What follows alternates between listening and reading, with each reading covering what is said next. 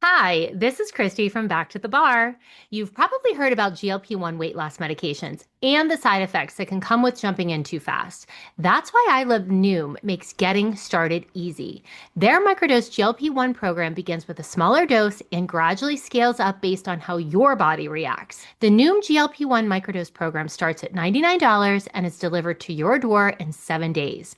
Start your microdose GLP-1 journey today at Noom.com. That's Noom.com. Noom, micro changes, big results. Average weight loss 8 pounds in first month. Meds and personalization based on clinical need and not available to all individuals. Medications are not reviewed by FDA for safety, efficacy, or quality. Pricing based on first month only. Want to upskill in one of the most effective ad channels out there? With Acast Ads Academy, you can learn everything you need to plan and run podcast advertising campaigns completely free. Whether you're new to audio or ready to sharpen your skills, our self-paced courses fit your schedule and finish with an industry-recognized certification. So if you want to grow your expertise and stand out in a competitive industry, head to go.acast.com/academy.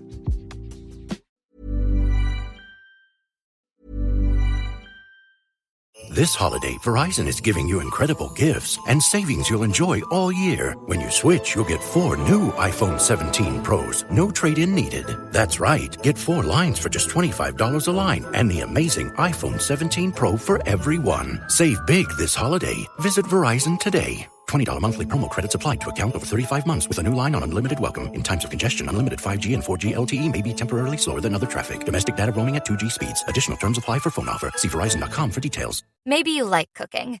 Maybe you don't. Either way, the new Blue Apron is for you. Because along with our classic meal kits, we're offering new pre-made and one-pan meals to help you get dinner on the table fast. And now there's no subscription needed, so you can just order and enjoy. Do delicious food your way. Shop 100+ meals at blueapron.com. Get 50% off your first 2 orders with code APRON50. Terms and conditions apply. Visit blueapron.com/terms for more.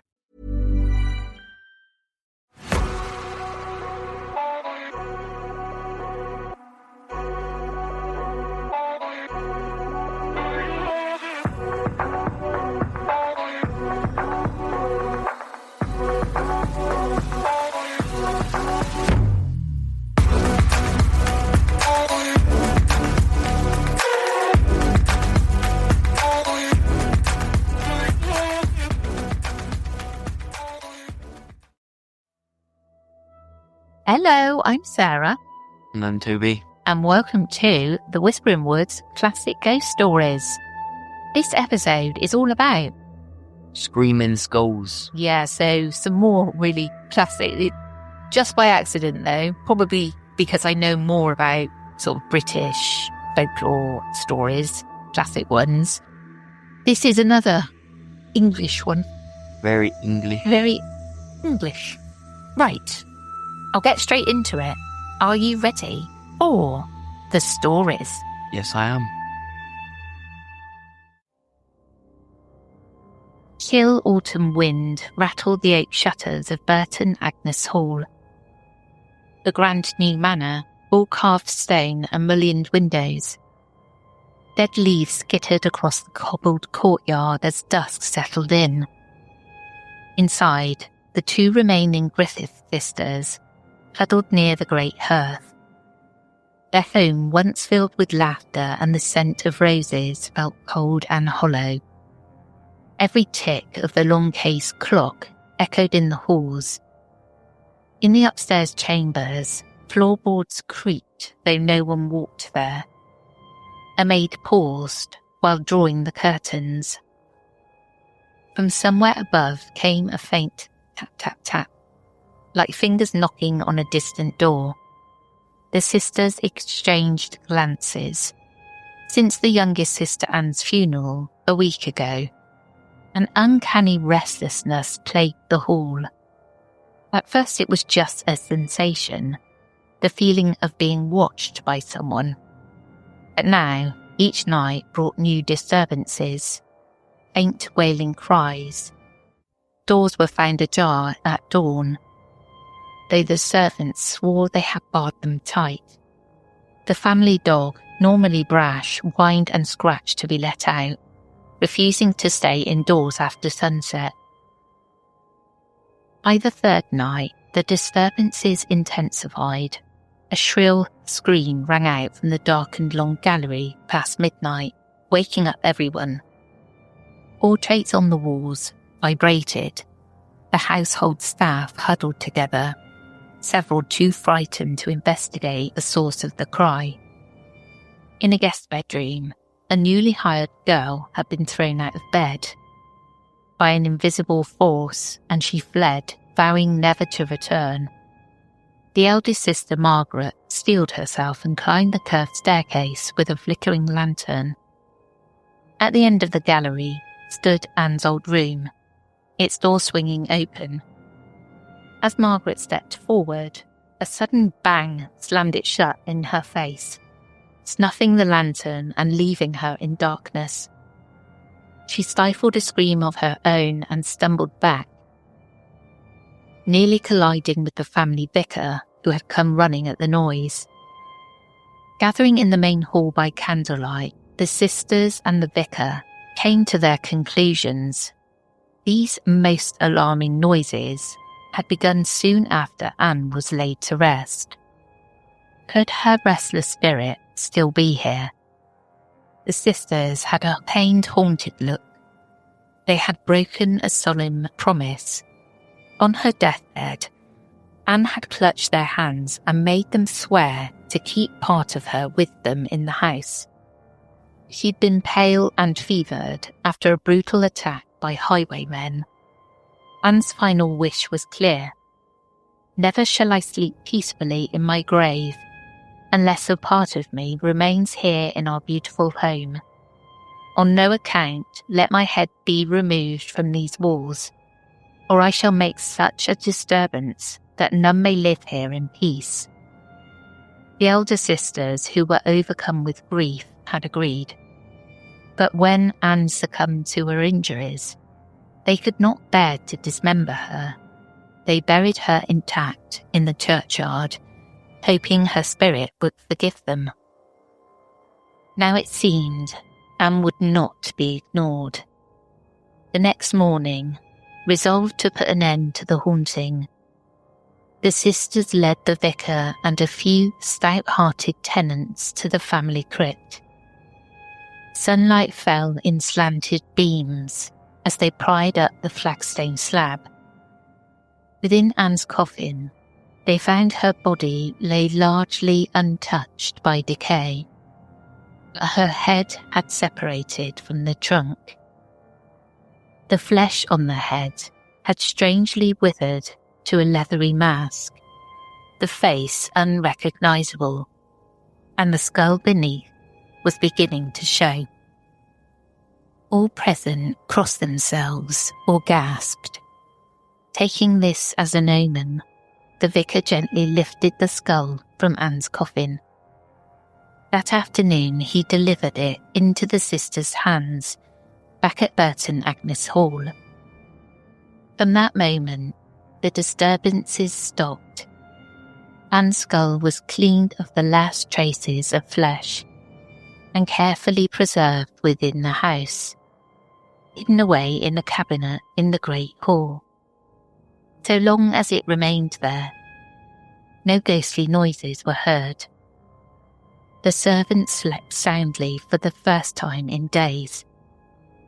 Over the years that followed, the legend of the skull of Old Nance grew.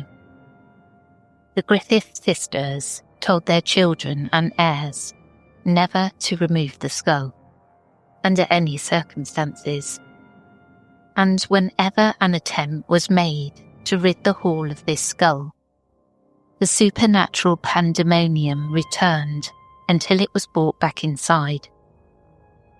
There's one story of a sceptical servant who decades later tried to bury the skull in the garden, only to have portraits crash down and a scream chase him through the halls until he hastily disinterred it. The family came to regard Anne's skull almost as a protective guardian of the house, or at least a necessary resident. Generation after generation kept the relic of their ancestors safe within a recessed wall of the home.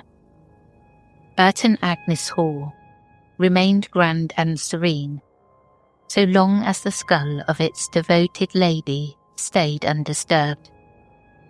Many miles away, in the green hills of Derbyshire, an old farmhouse kept its own guardian. Tunstead Farm, nestled in a lonely vale on the edge of the Peak District.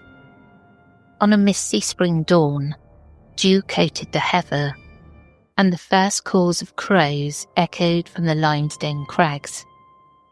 Inside the sturdy stone farmhouse, the kitchen was warm with the scent of oats and the low crackle of the banked fire.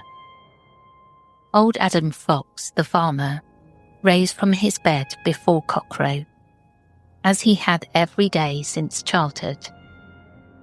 But this morning, he found his chores already started. Lantern in hand, Adam discovered the stable doors unlatched and swinging gently. To his surprise, the 2 draft horses were already bridled and standing harnessed to the empty wagon, stamping impatiently in the grey light. The farmer's son, rubbing his eyes, insisted he hadn't begun the task. They exchanged knowing looks. It seemed Dickie had been at work in the night again. At the centre of the farmhouse's strangest traditions sat a human skull on the windowsill of the back of the pantry, affectionately nicknamed Dickie. The fragment of bone, yellowed with age and missing its jaw, had resided at Tunstead Farm beyond living memory. Adam Fox recalled being a small boy in that house, frightened of the grinning skull, until his grandmother patted his head and told him there was nothing to fear. The skull, she said, protected their home. Local folklore stated that the ghost belonging to the skull watched over the farm like a dutiful steward. Over the years, many in the parish swore that whenever something was amiss in the outbuildings at night, a loud knock or inexplicable noise from Dickie's room would rouse the household to investigate in time. Cows that were sick or calving would somehow draw Dickie's concern. On several occasions, a farmhand awoke to the sound of the stable door banging and discovered a distressed heifer that needed help. If a thief crept near the granary, howling would start from the yard, scaring off the intruder. One neighbour even claimed the ghost called out her name 3 times in the dead of night, which made her rush over to find the farmhouse chimney on fire. Her alarm saved the Fox family and their home. Through such tales, Dickie Tunstead earned a reputation as a guardian spirit rather than a fearsome haunt. The skull remained in its favourite windowsill, gathering dust motes in the sun by day and watching the moonlit yard by night, treated with a peculiar fondness by those who lived under its watch. Yet the story of Dickie's skull had its dark chapters as well. Times when outsiders, or the unwise, disrespected the relic and provoked its wrath. Adam Fox would lower his voice when recalling those incidents. He could produce 50 people in the parish who swore they had seen an apparition at Tunstead. A sorrowful female figure drifting through the farm's orchard under the moon. The old farmer would explain that the skull was said to belong to a woman of the household from ages past, possibly a murdered ancestor, whose dying wish was that her bones remain forever at Tunstead Farm. No one knew her name for sure, but all said her spirit resented any disturbance of her earthly remains. An often told story dates back a few generations. Tunstead Farm was to be renovated. The drafty old house replaced with a new stone structure on the same foundations. During the rebuilding, the skull was carelessly cast aside under a pile of rubble by workmen. Almost immediately, strange misfortunes befell the construction site. Each morning the men arrived to find their previous day's work undone, stones pried loose, tools scattered or broken. At midnight, a labourer keeping watch reported hearing a low moan wafting through the half-built walls. He swore that something had tugged at his coat in the dark. Unnerved but determined, the builders pressed on. But every night their progress was mysteriously sabotaged. Finally, one man remembered the local law and cried, "We must fetch yon skull back, lads." With great trepidation, they retrieved Dickie's skull from the rubble and placed it respectfully on a ledge in the new house. Only then did the disturbances stop. The walls went up soundly, and the farmhouse stands to this day.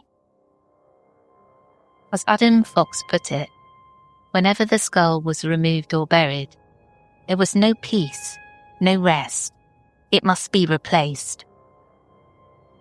Another local story spoke of a well-meaning attempt to give the skull a proper burial in consecrated ground. Sometime in the early 1800s, a tenant's wife felt it was ungodly to keep human remains in the pantry and convinced the family to inter Dickie's skull at Chapel en le Frith churchyard. No sooner was this done than a great storm descended on Tunstead. The night of the burial, winds battered the farmhouse and a terrible wailing echoed across the fields. Cattle bellowed and broke out of their pens, and the family huddled inside as dishes flew off shelves and shattered on the floor. The farmer, remembering the old warnings, hitched a horse by first light and rode through the driving rain to exhume the skull from its grave. The moment he returned it to its familiar spot at Tunstead, the storm abated and an eerie calm fell over the farm. Order was immediately restored, the cattle quieted, the house stilled, and not a single unnatural sound was heard thereafter. In the far southwest of England, tucked in the Dorset countryside, stood Bettiscombe Manor, an ancient farmhouse with ivy-clad walls and tall chimneys peering over the treetops. It was a humid summer night around the year 1700. Thunderheads had rolled in off the English Channel, and a torrid downpour drummed on the thatched roof. Inside the manor's dim upstairs chamber, a single tallow candle flickered. On the bed lay a young man in the throes of fever, skin slick with sweat and breathing laboured. He was far from home, an African servant brought to England by the manor's master, Azaria Pinney. The servant's dark eyes, bright with fear and pain, searched his master's face pleadingly. With a faltering voice he made his dying request. "Please, when I am gone, do not lay me in the cold earth. Carry me home across the sea, that I may rest in my own land." The master frowned and nodded vaguely, attempting to soothe the dying man by muttering promises. But both of them knew such a journey was unlikely. Moments later, a crack of lightning lit the room, and the poor soul breathed his last, a single tear tracing down his cheek. They buried him the next morning in the local churchyard. As the storm clouds cleared, Master Pinney cast a handful of dirt onto the fresh mound and hurried back to the manor, anxious to forget the whole affair. But the next night, unearthly screams shattered the silence of Bettiscombe. The household awoke to a blood-chilling shriek that seemed to emanate from everywhere and nowhere at once. The windows in the upstairs bedrooms rattled violently in their frames, though the air outside was calm. Down in the parlour, picture frames fell from the walls. A maidservant crossing the hall with a lamp felt an icy gust and swore she saw a vague shape flit past her in the lamplight. The cook, a sensible woman, not prone to fancy, later confessed that as she cowered under her blankets, she heard heavy footsteps stomping up and down the main staircase. But when she peeped out, no one was there. By dawn the next day, Bettiscombe Manor was in chaos. The master found half his servants packing their things, refusing to spend another night under that roof. Pinny himself was pale and bleary-eyed, having heard the terrible wailing carrying on at intervals until cockcrow.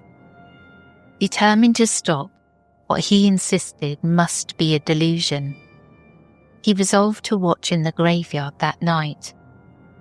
Armed with a pistol and lantern, he took up vigil by the new grave. Hours passed in uneasy silence. Yet around midnight, as a waning moon slipped behind black clouds, the earth over the servant's grave began to stir. First came a muffled moan, then a long rising scream that pierced the night. The lantern light shook in Pinny's hand as the scream faded to a ghastly gurgle. A sudden gust of wind burst over the churchyard, toppling headstones and whipping Pinny's coat about. Terrified, he stumbled backward, nearly dropping his lantern, and fled back toward the manor. The following morning, he swallowed his pride and did what he had sworn he would not. He ordered the servant's body exhumed at once. With trembling hands and ashen face, he watched as labourers shovelled away the earth. Sure enough, the corpse was exactly as they had laid it only days before. The master had the remains brought back to the manor house and placed it in a stout wooden box in an unused attic room. That night passed in merciful silence. No screams, no disturbances. Believing he had appeased the restless soul for the moment, Pinny made plans to ship the body back to the Caribbean as originally wished. But as the expense and inconvenience of that task became apparent, he delayed and delayed. Months turned to years, the servant's bones languished in the attic, and the promise was never fulfilled. The legend of the Screaming Skull of Bettiscombe was born from these events. It was said around Dorset that the angry spirit would never rest until its remains lay in its native soil. The Pinny family came to dread what might happen if they tried again to remove the skull from the house. An old local superstition says that if it be brought out of the house itself will rock to its foundations, and the one who dares remove it will die within a year. No one wished to tempt that curse, and the skull stayed at Bettiscombe Manor, tucked away in its attic closet shrine. In the early 19th century, a bold new tenant of the manor, unfamiliar with the old tales, decided to bury the skull once and for all in the churchyard, scoffing at the heathen fuss over it. As soon as he did, the hauntings resumed with a vengeance. The house shook as if seized by an earthquake, every timber rattling. A chorus of screams and manic laughter resounded through the corridors, driving the family half mad with fear. Dishes and pans clanged in the kitchen. An unseen hand slammed doors throughout the night, according to a neighbour's written account. All through the night, the manor house shook on its foundations, and screams echoed down the corridors. Until at last the poor man was compelled to return the skull to its pride of place. The moment the skull was back under the manor's roof, the cacophony stopped, and the relic was seldom disturbed. Legends of screaming skulls have been part of English folklore since at least the 18th and 19th century, and these 3 cases are among the most famous. Each of these cases highlights common themes in screaming skull folklore: a troubled spirit tied to human remains, a dying wish or murder, and supernatural retribution whenever the skull is removed from its home. The stories were passed down through oral tradition and eventually recorded by antiquarians, appearing in 19th century collections of ghost stories and county folklore. This holiday, Verizon is giving you incredible gifts and savings you'll enjoy all year. When you switch, you'll get 4 new iPhone 17 Pros, no trade-in needed. That's right, get 4 lines for just $25 a line and the amazing iPhone 17 Pro for everyone. Save big this holiday. Visit Verizon today. $20 monthly promo credits applied to account over 35 months with a new line on unlimited welcome. In times of congestion, unlimited 5G and 4G LTE may be temporarily slower than other traffic. Domestic data roaming at 2G speeds. Additional terms apply for phone offer. See Verizon.com for details. The longer you stay alive, the longer you can enjoy Boost Mobile's unlimited plan with a price that never goes up. So here are some tips. Do not parallel park on a cliff if you want to enjoy an unlimited plan with a price that never goes up. Do not mistake a wasp nest for a piñata if you want to enjoy an unlimited plan with a price that never goes up. Do not microwave a hard-boiled egg if you want to enjoy an unlimited plan with the price that never goes up. Stay alive and enjoy unlimited wireless for $25 a month forever with Boost Mobile. After 30 gigs, customers may experience slower speeds. Customers will pay $25 a month as long as they remain active on the Boost Mobile Unlimited plan.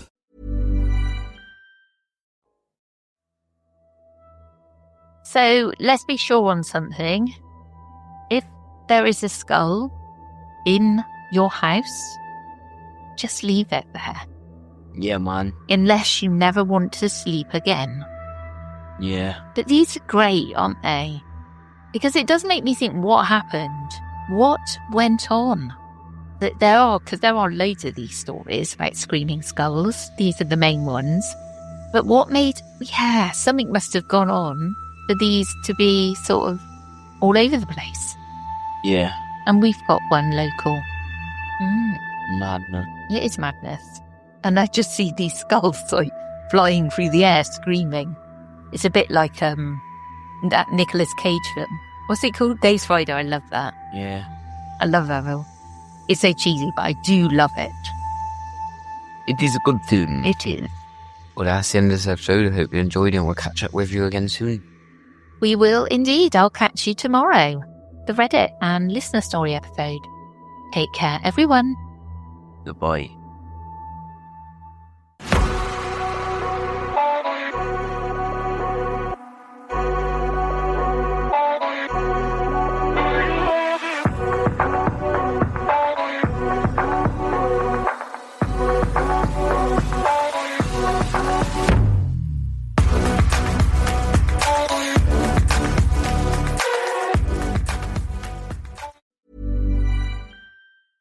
This holiday, Verizon is giving you incredible gifts and savings you'll enjoy all year. When you switch, you'll get 4 new iPhone 17 Pros, no trade-in needed. That's right, get 4 lines for just $25 a line and the amazing iPhone 17 Pro for everyone. Save big this holiday. Visit Verizon today. $20 monthly promo credits applied to account over 35 months with a new line on unlimited welcome. In times of congestion, unlimited 5G and 4G LTE may be temporarily slower than other traffic. Domestic data roaming at 2G speeds. Additional terms apply for phone offer. See Verizon.com for details. Did you know 39% of teen drivers admit to texting while driving? Even scarier, those who text are more likely to speed and run red lights. Shockingly, 94% know it's dangerous but do it anyway. As a parent, you can't always be in the car, but you can stay connected to their safety with Greenlight Infinity's driving reports. Monitor their driving habits, see if they're using their phone, speeding, and more. These reports provide real data for meaningful conversations about safety. Plus, with weekly updates, you can track their progress over time. Help keep your teens safe. Sign up for Greenlight Infinity at greenlight.com/podcast.